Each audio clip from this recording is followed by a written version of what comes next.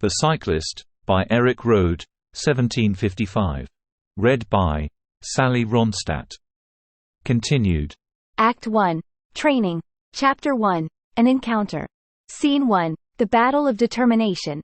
The air was charged with anticipation as the cyclists gathered at the starting line, their sleek bikes gleaming in the morning sun. Coach Hendel, a seasoned strategist in the world of cycling, had a plan that could turn young Alex into an international sensation. This race, merely a prelude to the prestigious European Championships, offered the perfect stage for Alex to gain confidence and experience on the global circuit. In the midst of this elite field of riders, Coach Hendel paired Alex, a 15-year-old prodigy, with a seasoned veteran Robert, his own son. Robert, having already secured his ticket to the European Championships, was now on a mission to mentor and guide young Alex. Their partnership was a blend of youth and experience, a dynamic duo ready to challenge the best in Europe. "Remember, Alex," Coach Hendel whispered as he adjusted Alex's helmet. "Stay in Robert's slipstream during the flats, and save your energy for those climbs. That's where we'll shine." "Got it, Coach," Alex nodded, his heart pounding with a mix of excitement and nervousness. Coach Hendel's strategy was elegant in its simplicity. He knew Alex's strength lay in conquering hills, a skill he had honed tirelessly. With the Northern European competitors possessing more muscular physiques, they were likely to struggle on the climbs. However, the Italians, known for their late surges in the mountains, posed a different threat. The challenge was compounded by the shorter climbing leg on this American course. As the race began, the peloton surged forward, the riders jockeying for position. Alex, adhering meticulously to the strategy, found refuge behind Robert, just out of the other cyclist's sight. This clever positioning allowed Alex to draft behind Robert, conserving precious energy for the impending climbs.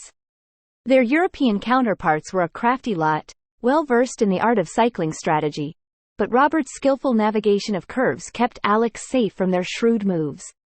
"Stay close, Alex," Robert advised, his voice calm and reassuring.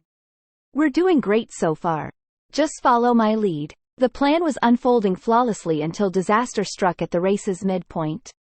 A fellow cyclist, caught in a tangle, somersaulted over his handlebars, triggering a chain reaction of chaos. Alex couldn't escape the mayhem unscathed. His front rim was bent, and his chances seemed to crumble with it. The repair car arrived, but by the time the wheel was replaced, Alex found himself a staggering 3 minutes behind the leaders, an insurmountable deficit.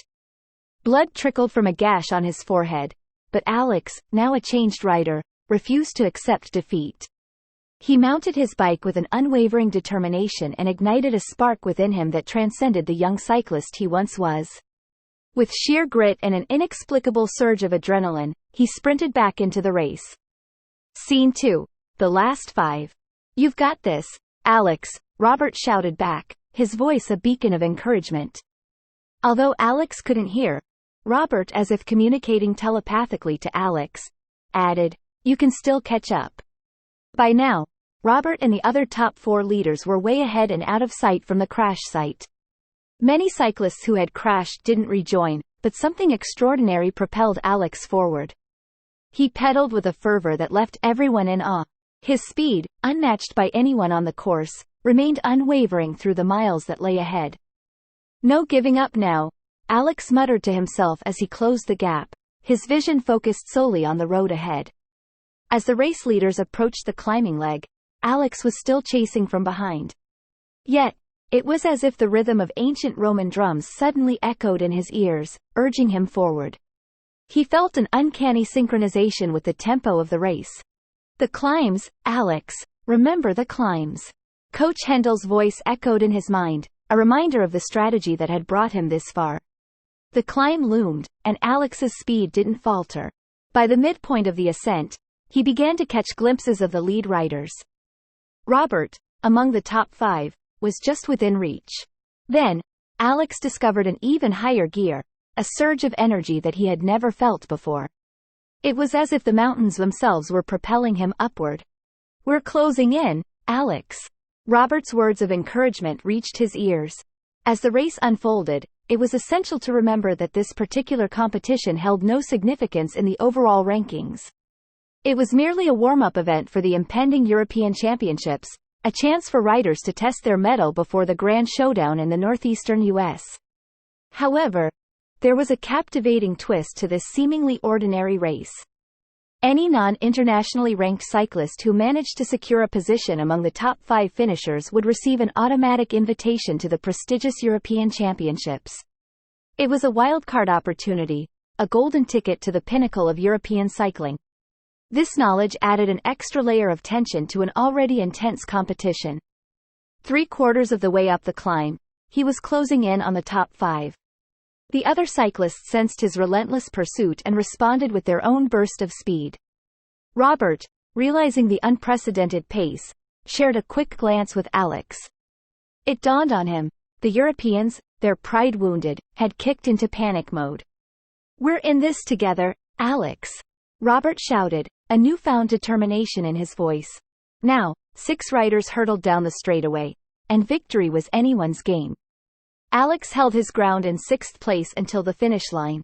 It was a phenomenal achievement, an evidence to his unbreakable spirit and unwavering determination. "You did it, Alex!" Robert exclaimed as they crossed the finish line. "You're a true champion." The top European cyclists acknowledged Alex's extraordinary performance, extending heartfelt congratulations. In their eyes, they saw not just a rival but a promising future for American cycling. Coach Hendel and Robert brimmed with pride and joy. America had staked its claim in the world of cycling. Until then, the Europeans had ruled. Scene 3. A chance encounter. A few years later, amidst the rolling Italian northern hills of the late 1950s, where the landscape seemed to breathe with history, Alex, in his early 20s and standing tall at 6 feet, with a chiseled facial contour and a lean frame, was a beacon of youthful determination. His roots might have been in the New York City streets, but here, amidst the rural beauty of Italy, he found a different kind of inspiration. As the sun bathed the fields in a golden embrace, he pedaled with the spirit of adventure coursing through his veins. With the wind tousling his short blonde hair and his chiseled features set with determination, Alex turned to his teammates and said, "Let's give it our all, guys. These hills are nothing compared to the Alps." His teammates, some of them more seasoned in the sport, acknowledged his prowess. Alex's muscular legs powered him forward with each pedal stroke, propelling him through the winding roads of the Italian countryside. His athleticism was undeniable, and it was this physical strength that often set him apart in the world of competitive cycling. His teammates echoed their enthusiasm, and together they carved through the winding roads, their synchronized movements a witness to their rigorous training.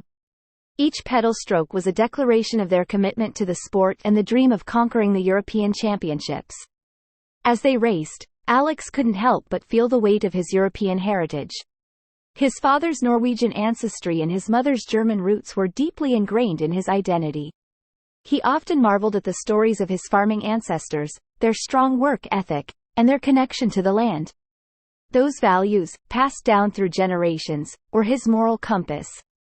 During a water break, Alex said, "You know, my grandparents were farmers. They worked the land just like these folks around here. Hard work, honesty, and perseverance. That's what they taught me. It's what I bring to this sport." His teammates nodded in agreement, respecting the principles that guided Alex's life. He saw himself as a modern-day Captain America comic hero, embodying the virtues of justice, honor, and the pursuit of excellence. As the sun dipped low on the horizon, casting a warm golden hue across the picturesque Italian countryside, Alex pedaled alongside his teammates. The winding road stretched ahead, inviting him to push his limits, to embrace the challenge that the European Championships promised. The rhythmic cadence of his pedal strokes filled the air, an evidence to his unwavering determination. But in the midst of his focused ride, a peculiar sight caught Alex's attention. Ahead, on a quaint three-wheeler bicycle, an older Italian woman named Ponti was struggling with a flat tire. The sight triggered a vivid flashback to a moment from his childhood, one that had set him on the path of cycling. Scene 4. The flat tire. Alex, his thoughts momentarily drifting back in time, his voice tinged with nostalgia, said to himself, I remember it like it was yesterday.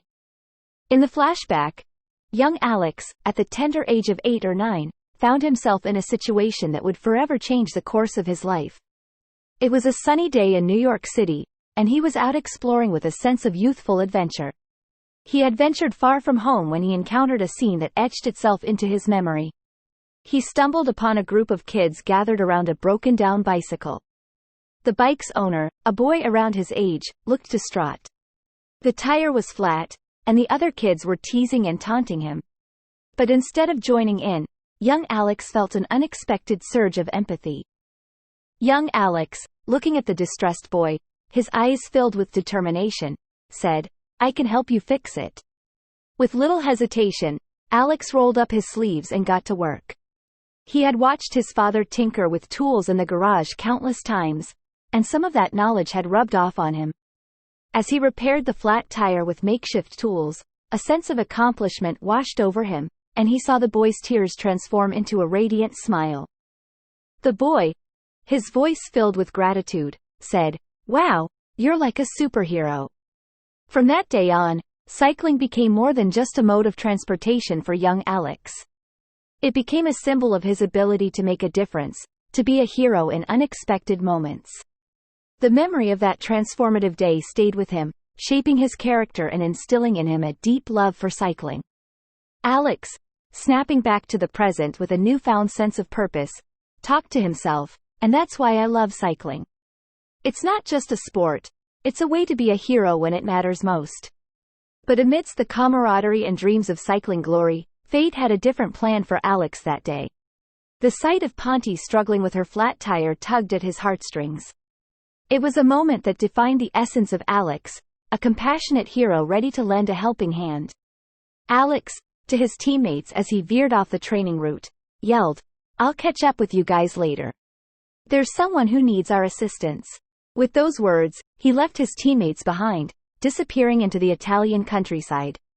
His determination to reach the European Championships was momentarily overshadowed by a simple act of kindness, a chance encounter with Ponty and the beginning of an unexpected journey that would intertwine his destiny with Carlo and Ponty in ways he could never have imagined. Scene 5. A patchwork of language in a late arrangement.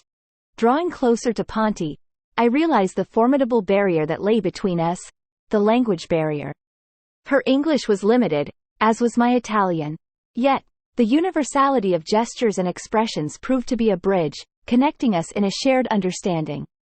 With a few words and a series of nods, I conveyed my intention to help. Alex extended his hand forward with a friendly smile and said, "Hello, I'm Alex." Ponty, reciprocating the gesture with a warm grin, placed her hand in his and replied, "Ponty." Alex, gesturing to the flat tire, mimicking fixing it with hand gestures, talked to himself, "All right, let's get this tire fixed. I've done this 100 times. Ponty, her eyes brightening with understanding, nodded enthusiastically, watching with curiosity. Ponty, gesturing towards the flat tire and then to herself, said, See. As I crouched beside her three-wheeler, the expert in cycling, I began to mend the flat tire myself. I reached into my cycling kit, extracting a tire lever and a small pump. The first challenge was prying the tire away from the wheel's rim, but years of experience made it seem almost effortless. With the tire removed, I inspected the inner tube, searching for the source of the flat. It didn't take long to find it, a tiny thorn embedded in the rubber. Carefully, I removed the thorn and then used a patch kit to seal the puncture. The adhesive patch adhered smoothly, a proof to my well-practiced technique. Ponty watched the process with keen interest, her limited English occasionally expressing words of encouragement. As I worked, I talked to myself, explaining each step in a mixture of English and hand gestures. The second challenge arose when I tried to reseat the tire on the rim, but a bit of tire lever finesse did the trick. With the tire back in place, I used my pump to inflate it to the correct pressure. It took a bit of effort, but soon, the tire was taut and ready for the road. As I stood back, satisfied with my handiwork, Ponty clapped her hands in delight, her face lighting up with a smile. We may not have shared a common language, but in that moment, The language of cycling and the universal understanding of a helping hand had forged a connection between us. Time slipped through our fingers, and the encroaching darkness hinted at the lateness of the hour. I admired my handiwork of fixing Ponty's bicycle tire, a sense of accomplishment warming me even as concern tugged at my thoughts. My cycling teammates were likely far ahead, disappearing into the gathering night. The road back, now obscured by shadows, felt like an unfamiliar labyrinth, with uncertainty looming like an unseen obstacle. Alex, concerned and looking around, talked to himself, "My team. They're probably way ahead by now." Ponty, her gratitude unwavering, could sense my unease. She extended a heartwarming invitation, her limited English and expressive gestures making her intent clear. She insisted on escorting me to her home, assuring me that it was not too distant. Gratitude swelled within me, a sentiment that transcended the boundaries of language. Ponty, with a warm smile, said, "Vieni, vieni. Casa mia. Non lontana. Come, come, my home. Not far." Alex, sincerely, replied, "Grazie, Ponty." "Thank you, Ponty. I appreciate your kindness." As we set off together, her three-wheeler and my road bike forged an unexpected companionship. The evening breeze carried whispers of a tale yet to unfold, and in the fading light, our silhouettes merged into a unique bond that defied words. The Cyclist, by Erik Røde, 1755. Read by Sally Ronstadt.